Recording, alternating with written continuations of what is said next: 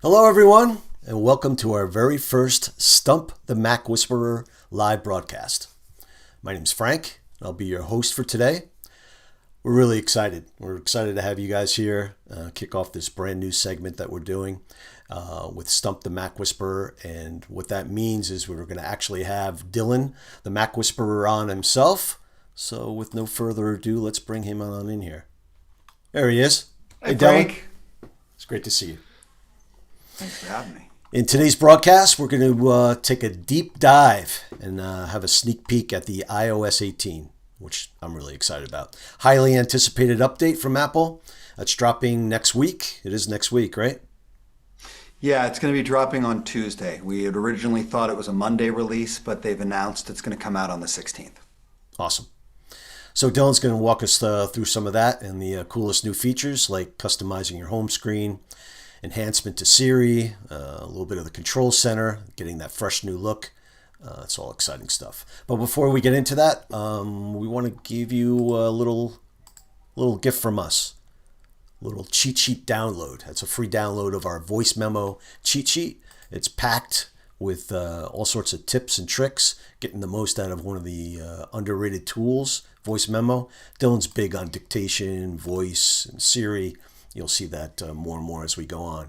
But just scan that QR code. You can use that very complicated URL code as well. It starts with RB, but that's our gift to you.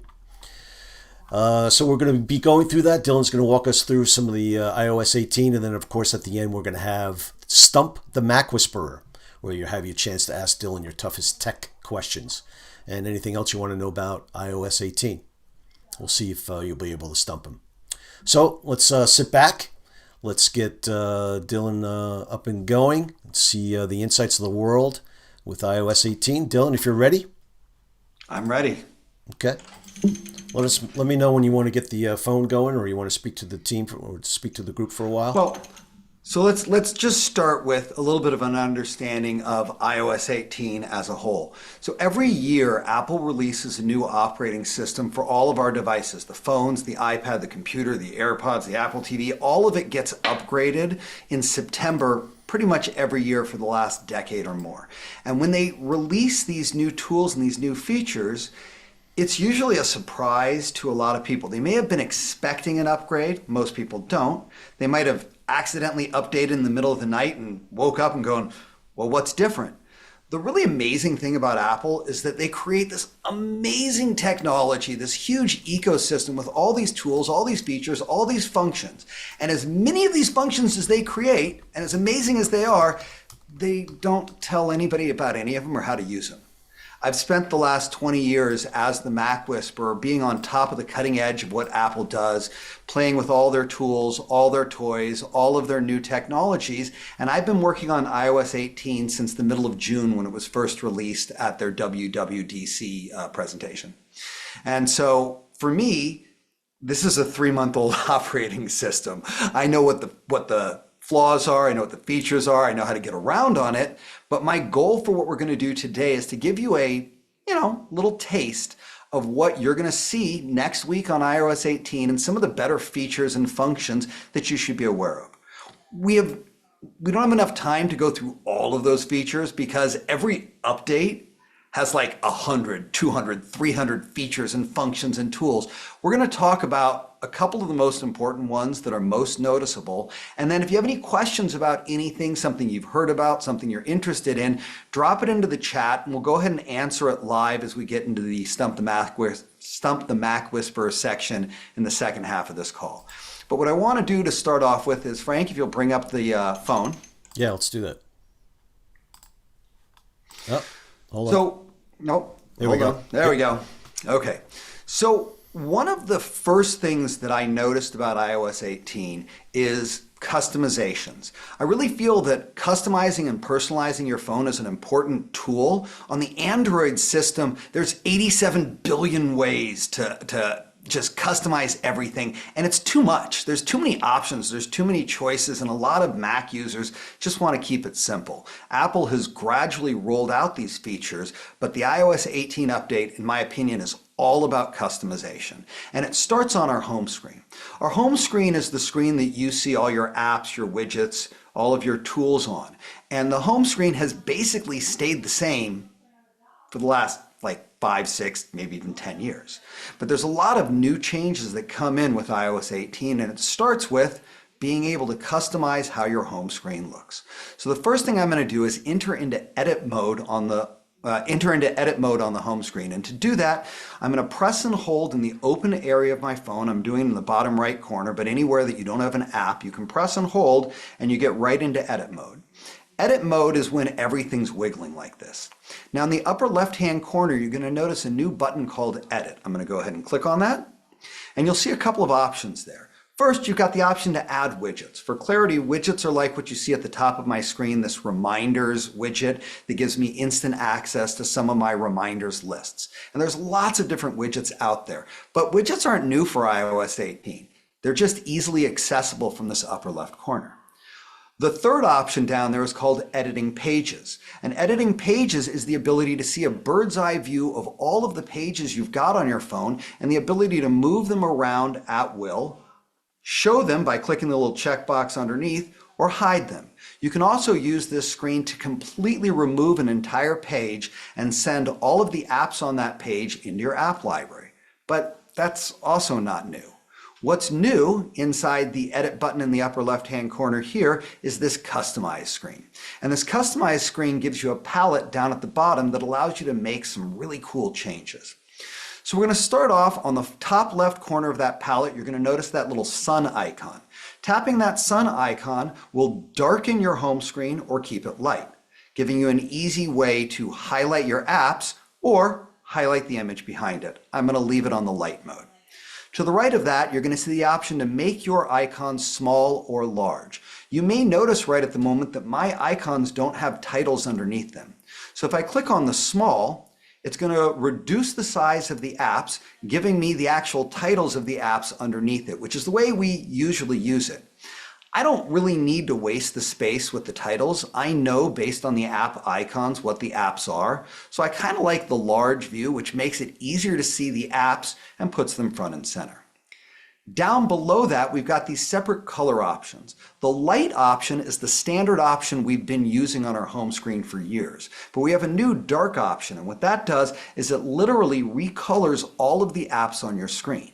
And what's really cool is it's not just the Apple apps. You'll notice in the on the left side, I've got an app for my smart door lock called August that now looks completely different than it did when it was light. And Apple's done a really good job of making sure that there is a uniform style for the vast majority of apps. You'll notice Waze didn't really change, whether it's light or dark, and that's one of the apps that didn't get updated yet. But you can see for most of them, it shows this different style. To the right of the dark mode on the bottom, we've got what's called the automatic mode. And the automatic mode will shift between light and dark depending on the time of day. The way I understand it, the dark mode, whether it's your dark home screen or your dark mode on your phone in its entirety, uses less battery and is easier to see in the dark or easier to see and easier on your eyes later in the day. So by setting it to automatic, it will change throughout the day depending on the time. But the most interesting part of this whole toolbox is the tinted option on the far right side. By clicking on that tinted option, you can actually change the color scheme of all of your apps based on any color you want. By using this little slider, you can adjust to a blue screen, or yellow or orange or red or whatever you want to do to make it really pop the way you like it. This can allow you to really coordinate your colors and have something that fits with your color aesthetic. Down at the bottom, we can adjust how bright or dark that color is to give you even more control on it. But the thing I like most about the tinted option is this eyedropper in the upper right-hand corner here. When you click on this eyedropper, it gives you the ability to find a specific color directly from your screen. So let's grab that sky color on the top, and it's then going to customize those apps based on the color on the background of your home screen, making it feel like it just belongs and that everything syncs up properly. When you have it the way you want, just tap away from that palette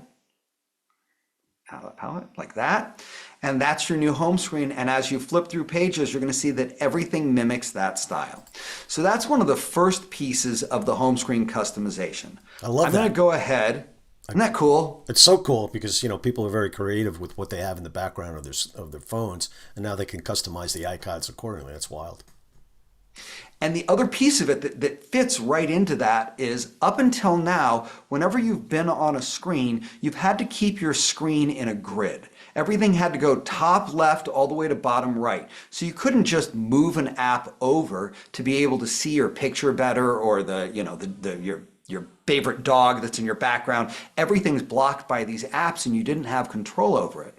But with iOS 18, it's easy to move them anywhere you want.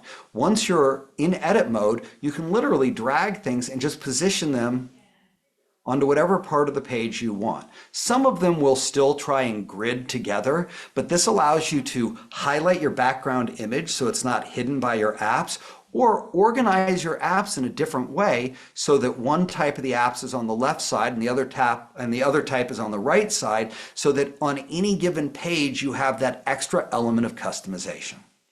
Now, that's just the start of the customizations. Frank, what do you think about the ability to move those apps around and kind of position them where you want? Yeah, anything that I can do to better customize or have more control of my iPhone or anything else, I'm all in. It's great. All right. So the next customization tool that I want to talk about is your control panel. For reference, your control panel, which if you're not using this is one of the most powerful tools on the phone, giving you instant access to your Wi-Fi settings, your Bluetooth settings, the audio that you're playing, access to turning on your camera or turning on your flashlight. It's accessed by pulling down from the upper right corner like this. And up until now, that was kind of your choices. You could add different apps in, but you couldn't really customize it very much. It used to be that you had to go into the settings app in order to add new apps and add new things in, and it was very, very limited as to what you could do and how you could make it look. But with iOS 18, you got a whole ton of new flexibility. In the same way we entered edit mode from the home screen, we're going to do that on the control panel by just pressing and holding anywhere on the screen. Notice now we get this whole new view where all of the apps pop up in a different way. This is great because not only can you move an app into a different position any way you want, but on top of that, you can actually resize the apps by grabbing that little bar in the lower right-hand corner. I got to do it with one that's actually going to work. We're going to do it with the flashlight. Pull this one down over here, and you can actually come in and increase the size and change the shape of most of these apps, allowing you to really, really make this phone and your control panel look exactly the way you want so that everything just sort of fits your aesthetic. I'm going to move this over, and let's see if I can grab the camera icon and make that a little bigger too. They don't all get bigger, but a lot of them do. And again, kind of like what you can do on the home screen, it doesn't need to be that grid. You can move things around. It takes a little getting used to when you first start doing it because all of the different apps are going to try and find their own place. But once you've got it set the way you like, it's going to stick there. But that's not the only part of the control panel that's exciting. If you look over at the far right side of my screen, you'll see this little heart icon. And below the heart icon, you'll see a music icon and like a cellular settings icon.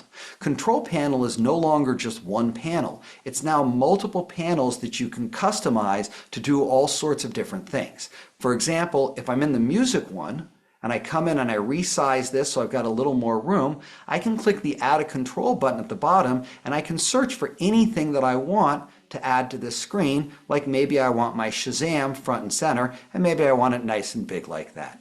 As you customize each of these screens, it saves that customization so that every time you come into your control panel, you're greeted with your new view and the way you've organized it. And to me, the best part about this is I don't need to go into the settings app to add anything new to the control panel. I can just click on the Add a Control button and I get this laundry list of all sorts of apps. For clarity, on iOS 17 and earlier, what you see on the screen right now is about as many apps as we had access to.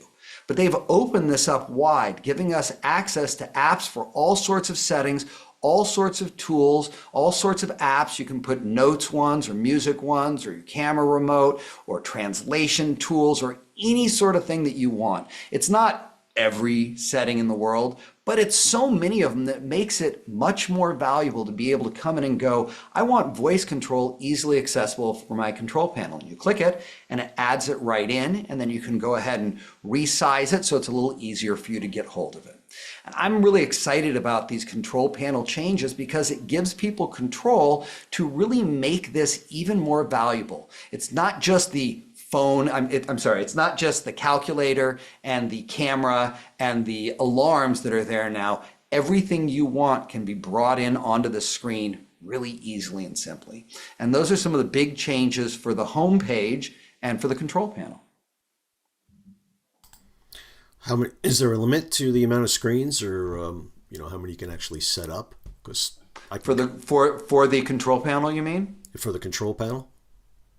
As nearly as I understand, as you add them, they're going to continue to show up underneath the cellular ones. You can see I kind of have a new page here that I can start to add. And if I come in and add a couple of things into there, I should be able to swipe down and get an additional one. So technically, I'm sure there's a limit, but you shouldn't need that many control panel pages if you organize your stuff right.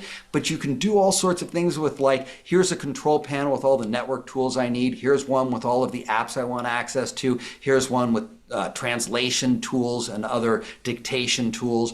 I'm personally pretty happy to leave it with just the top one being what I use the most of the time, and the music and cellular ones being secondary. But it's your phone. Yeah. Make it the way you want. It's great. So as we step out of that conversation, are we ready to launch into the next little thing we want to show about iOS 18? Actually, before they do that, I'm glad you took a quick break because there's a bunch of people that came in. Why don't we just let them know that they have a free gift that we're giving to everybody today, which is the download of a cheat sheet for voice memo. You can scan that QR code or enter that very simple URL that starts with RB. And that'll give you a free download to all the tips and tricks having to do with voice memo that was updated with iOS 17. So that's just our gift to you. So thanks for that. I find that the Voice Memos app is really underutilized, and it has amazing capabilities that can really augment what you're doing, because sometimes you can't dictate, sometimes you can't write something down, sometimes you just need the easy ability to just jump right in and get something out of your head and capture it. And voice memos can let you do it, but it can also let you edit it, which a lot of people don't know. And this PDF will show you how to do basic editing, how to organize and file these voice memos. So if you're someone who creates tons and tons and tons of voice memos, you aren't scrolling endlessly to find that one you wanted that was important. You can put it into a folder, you can organize it in different ways, and you can even trim and edit it, which, even though this is an iOS 17 tool, the reality is it didn't get many changes in iOS 18, so this is fully functional for iOS 18 as well, and it's a great tool to use. Excellent. We'll bring you back to your phone. There you go.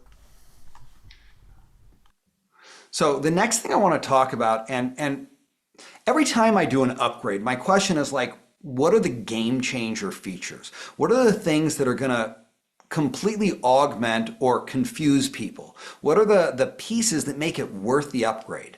And one of the biggest changes we've got in iOS 18 is your Photos app. People either love or hate the Photos app. Most people don't really know the full capability of it, and they're completely overwhelmed by all their pictures and how to organize them. If you follow some of the tips I have on my YouTube channel, you can learn how to better organize your photos between your computer, your phone, and your iPad. But up until now, the Photos app has really been the way it was created several years ago. And the iOS 18 update works for the iPad, the phone, and the computer, and it gives you complete customization over your Photos app and how things look. So let's hop in and let's take a quick look at that.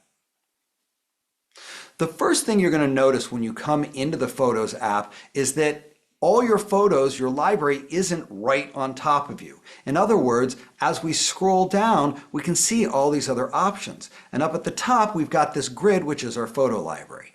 Accessing the photo library is really easy. All you've got to do is tug down on that grid of photos and immediately you are added into the photo library. From here, you can pinch and spread to make things smaller or bigger very, very easily. And in the bottom left corner, you've got the ability to customize the sort.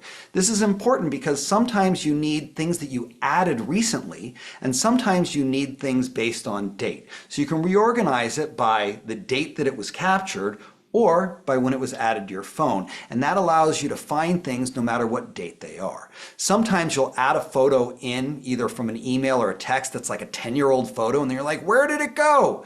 If you change that view to recently added, it's going to show up right at the bottom. And that allows you to really move around things easily. There's also this filter tool that we've got right here, which can allow you to filter so that you only see your favorite photos. You only see photos you've edited. You only see videos or screenshots, and that allows you to even further organize your screen so you can get to what you're looking for without hunting around and clicking 18 buttons and scrolling back and forth. Everything else in the photo library looks pretty much the same. You can change from all photos to months to years. This allows you to move quickly into the past, jump into any particular year. Now you're in the month view, and jump right back into the all photos. This allows you to move back and forth and navigate your library easier.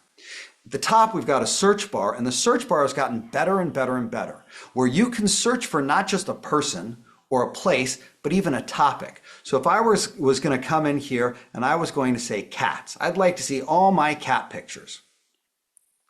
Right there, it immediately shows me 669 results of pictures of cats, giving me easy access to something without having to hunt around for it. I'm going to close out that search in the upper right-hand corner by clicking that X button. And now I'm going to get us out of the search completely. I'm going to click Done at the top. Here we are back in our photo library. But the most important changes occur outside of here, so let's exit the photo library by clicking the X in the bottom right corner. Now we get back to our home screen view, and our home screen view has all sorts of options like memories that you can create or memories that are created for you, collections, albums, people and pets, all of these tools. And people will say to me, but Dylan, all those tools existed on iOS 17. It's true, but they were locked in a view that you couldn't control. And now if you scroll all the way to the bottom of your page, you'll see this option that says Customize and Reorder. By clicking on that, you'll see all of the different options and you can move them around. So if shared albums are important to you, pop them up to the top. If you want to get wallpaper suggestions for your phone, pop that up to the top. If you really don't care about memories, turn them off. If you want to make sure it's tracking your recent trips, turn that on. Move that up. Whatever you want to customize can be done from this screen, giving you the ability to find the photos, the albums, and the sections without hunting around. I'm going to click the X in the upper right-hand corner here to get us back, and we'll notice since I made those changes that up at the top is now wallpaper suggestions, which looks through my photo library to give me suggestions that will look great on an iPhone screen. And one simple click and that photo is added to my lock screen, and I don't have to do any major work. And some of them just look perfect, taking some of my favorite people, pets, and locations and making sure it looks great with the clock and the other options on the lock screen. If I scroll down a little bit, we see the shared albums, we see trips, etc. I want to stop with the pinned collections for a moment because this is one of the other customization points. A pinned collection is whatever you want to point it to. By clicking the Modify button here, you can choose exactly what shows up in that pinned collections list. So if you want to have your videos front and center, you can just drag them right up here. And now when I'm in my pinned collections, the videos are the first thing I see. You can organize or reorganize many of these sections, including things like the albums. By clicking on the album's name right there, you'll see all your albums, and by pressing and holding on anything, you can just move stuff around so that album of the family reunion is easier to get to at the top, or your friend's album is easier to find.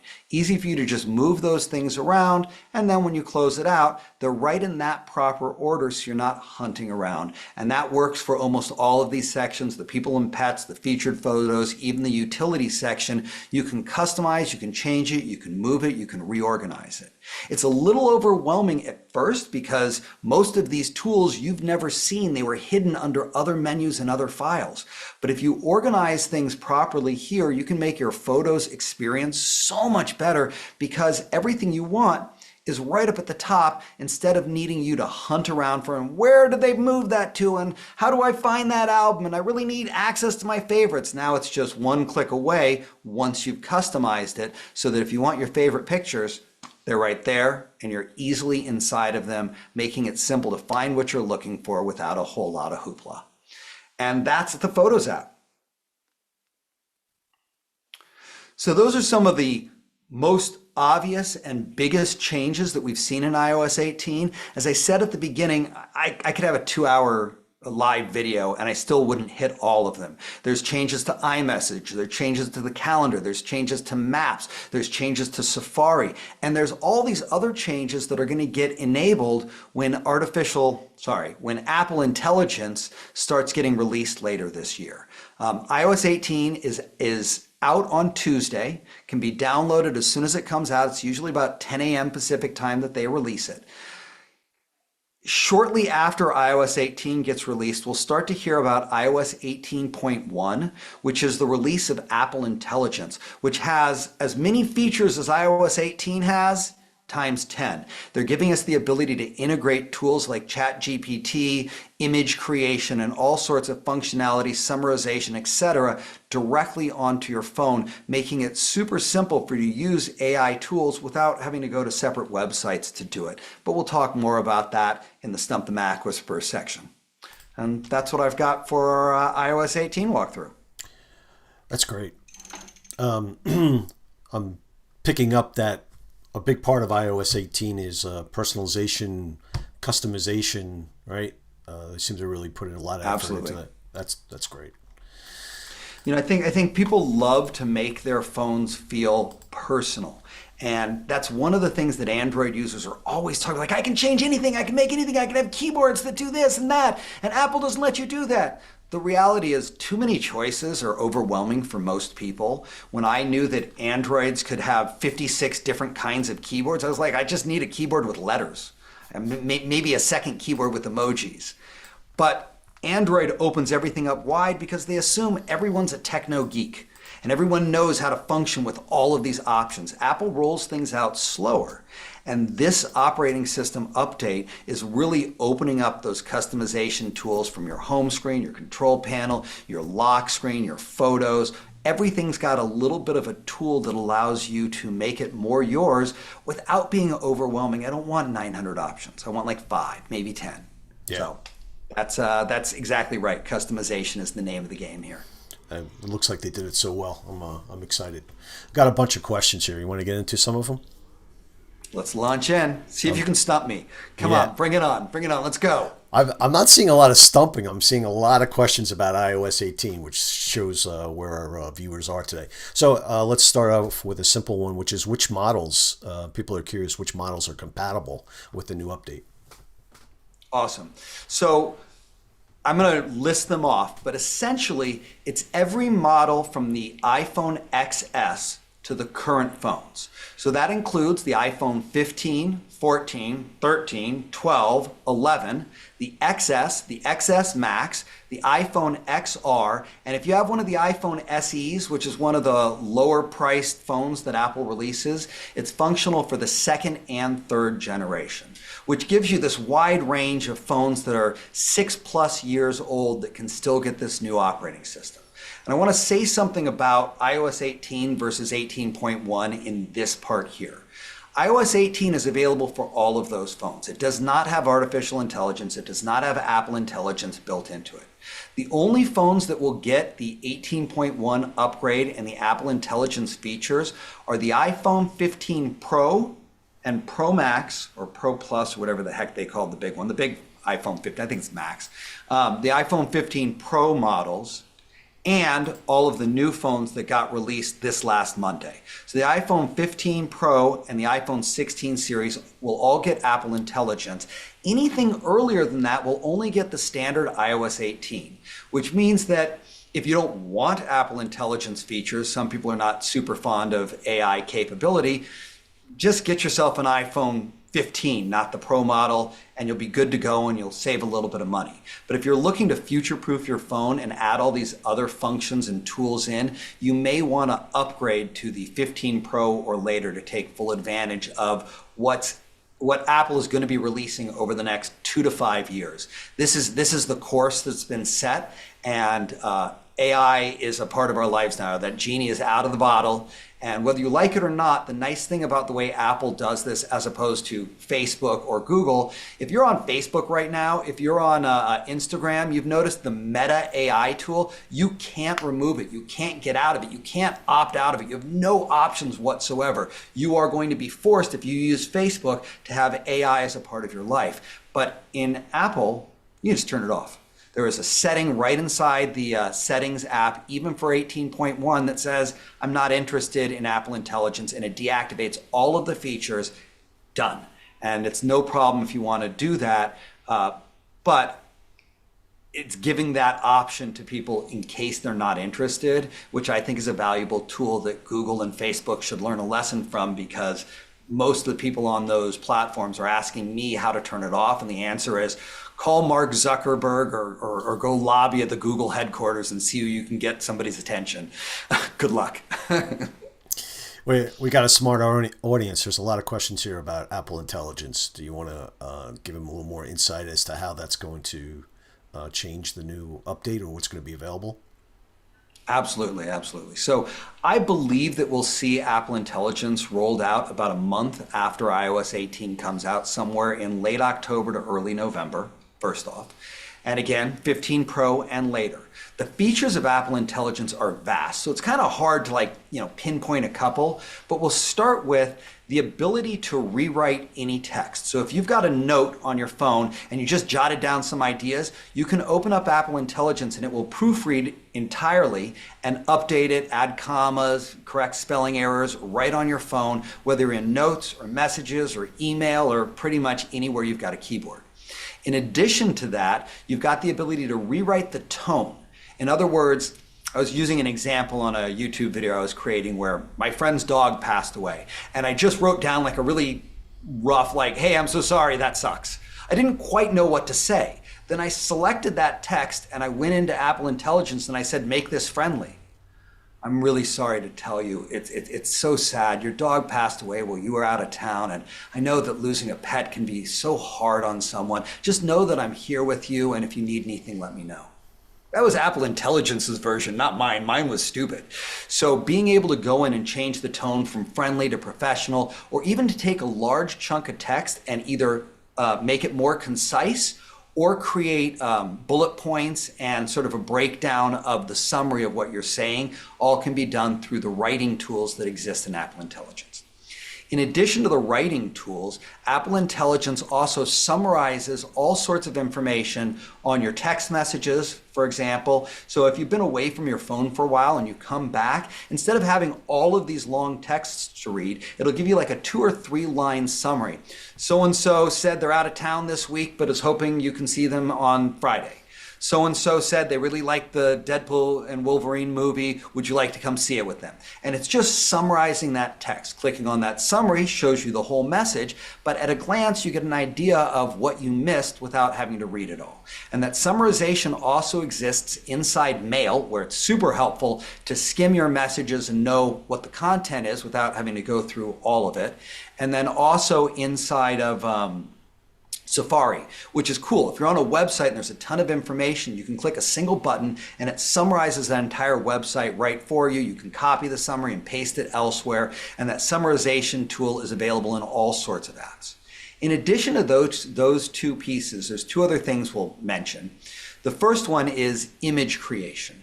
One of the AI tools that a lot of people are using is Midjourney or Google Images, these things that you can use AI to create your own images from any prompt that you want.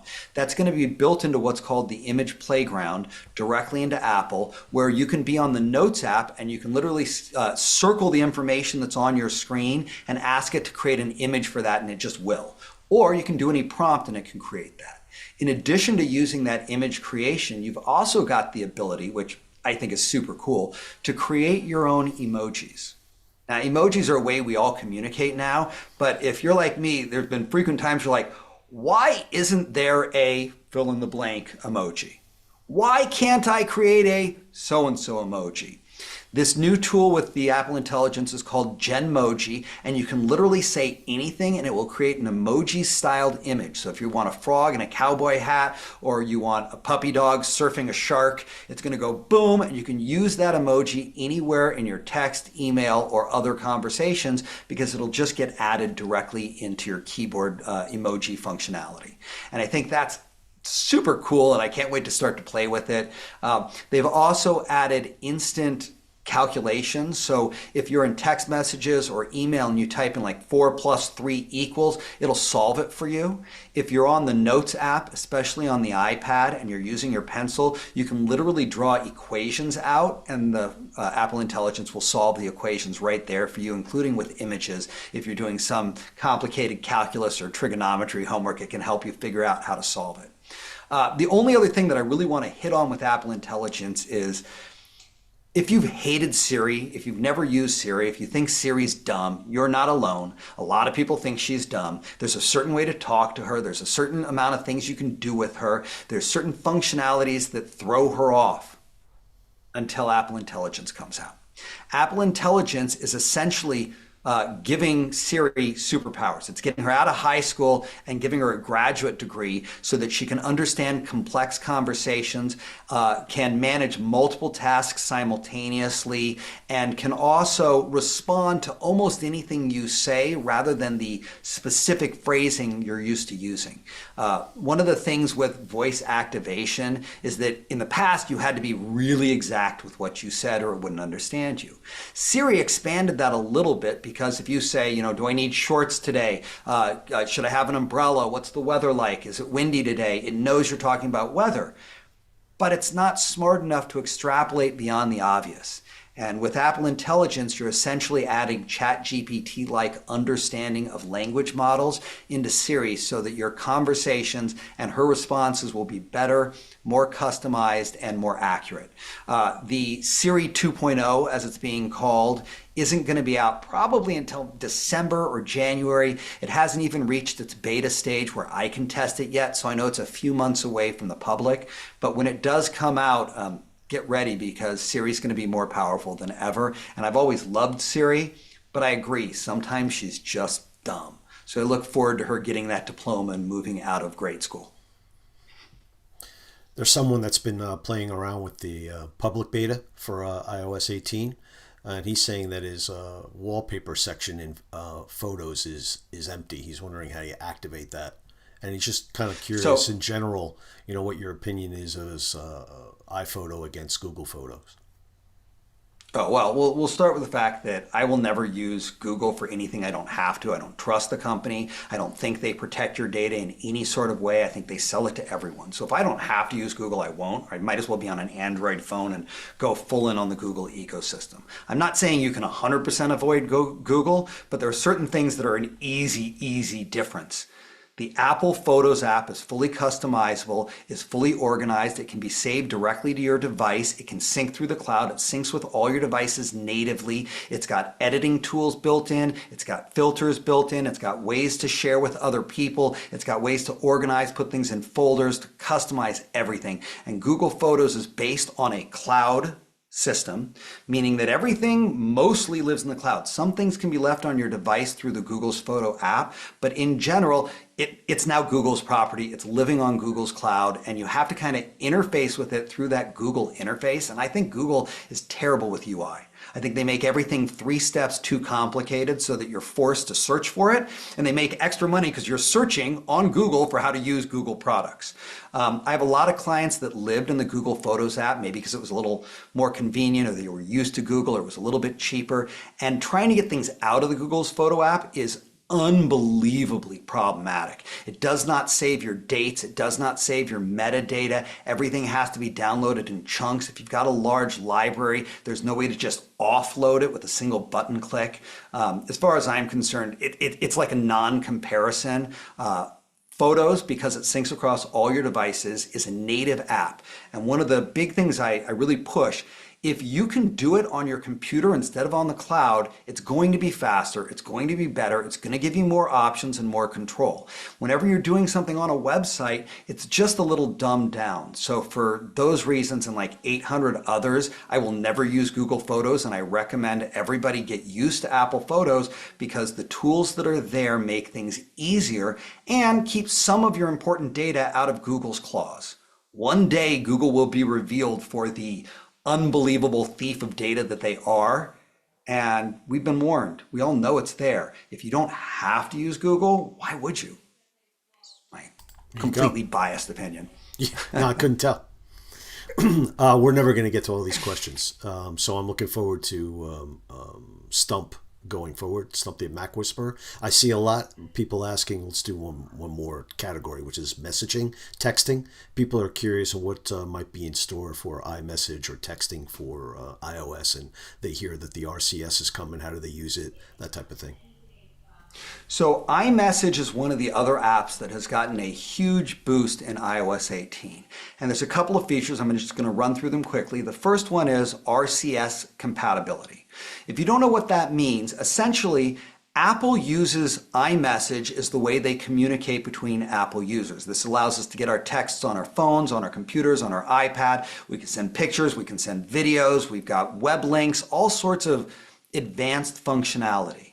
If you have an Android phone, most Android phones are using either SMS, which is an ancient texting technology that stands for Simple Messaging Service, or MMS, which was the upgrade it got a few years after it came out, which stands for Multimedia Messaging Services, which allows you to get photos and stuff.